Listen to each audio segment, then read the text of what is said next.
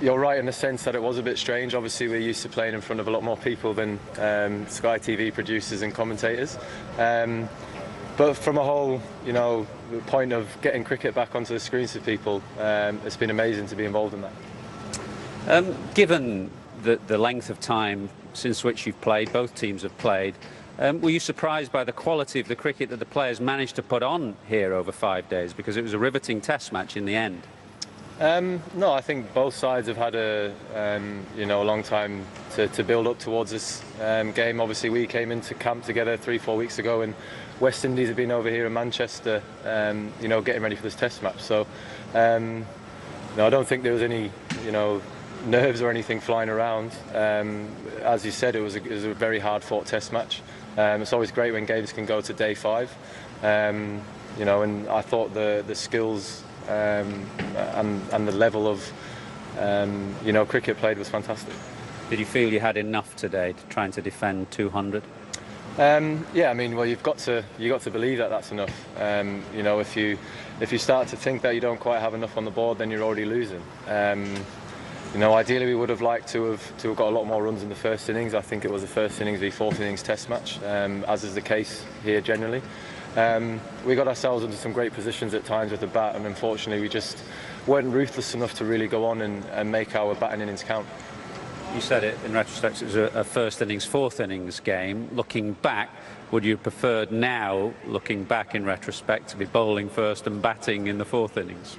No, I don't think so. I'll stand by the decision that I made to bat first. We've got to be good enough to put first innings runs on the board. That's what we base our cricket around. Is if we elect to bat, that we know we've got to go out there and get 400 or 500 runs on the board, which obviously makes the game a lot more favour in your hand. And as I said, we got ourselves in positions in that first innings to really kick on and get 350, 400, and same when we came to bat again.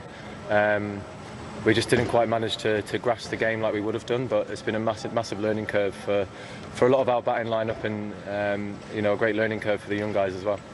Any regrets over leaving Stuart Broad out, a man of almost 500 test wickets? We spoke to him in the middle of the game and he sounded pretty disappointed to miss out.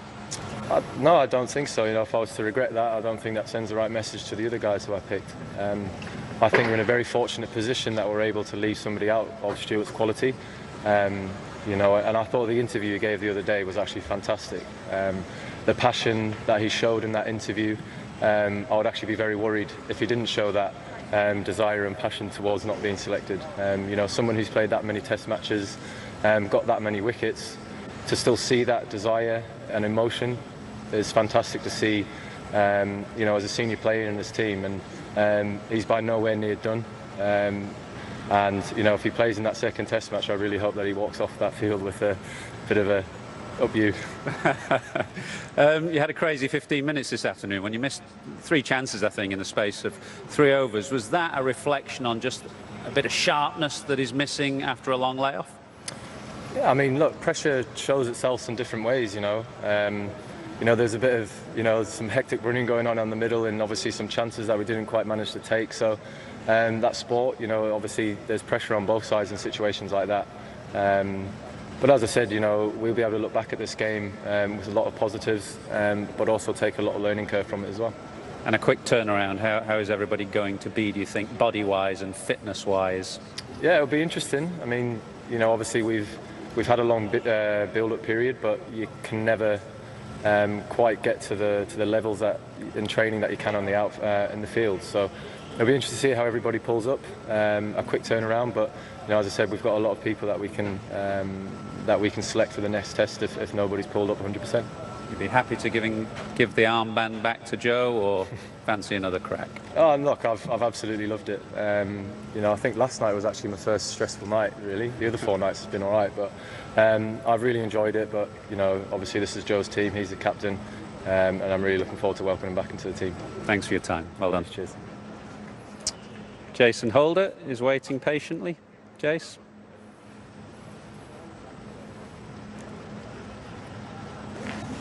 Many congratulations. I should imagine one of your most memorable victories, that? Yeah, it's right up there with one of the best victories that we've had as a group. To me, yesterday was probably the best day I've had in Test cricket. It was a hard, long toil, and the bowlers really put in. Every time I asked the bowler to come up and give a spell, They came out tramps to give a massive effort, so credit must be given to everyone yesterday. I think yesterday was a hard-fought day of Test cricket, and we really reaped the rewards at the very end. Given the prep period that you'd had up at Manchester, were you always confident that you would hit the ground running here in the first Test?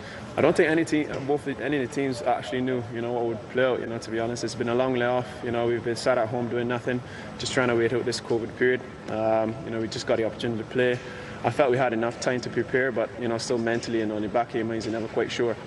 But it's still good to see that we have everybody on the park still. I know John took a blow this evening, but hopefully he's got a few days to get over it, and hopefully we get him back on the park. You mentioned yesterday and the discipline of your bowlers. One is just sitting there waiting to come and pick up the man of the match award. I watched him at tea time trekking after a ball, and he looked quite stiff and sore. How did you galvanise another effort out of these guys? It's just the willpower, We knew what was at stake, We knew how important yesterday evening was particularly. We knew we had 98 overs to bowl in the day, and at the end of the day, it was quite likely that we would go to 7 o'clock. So I was just doing it in time.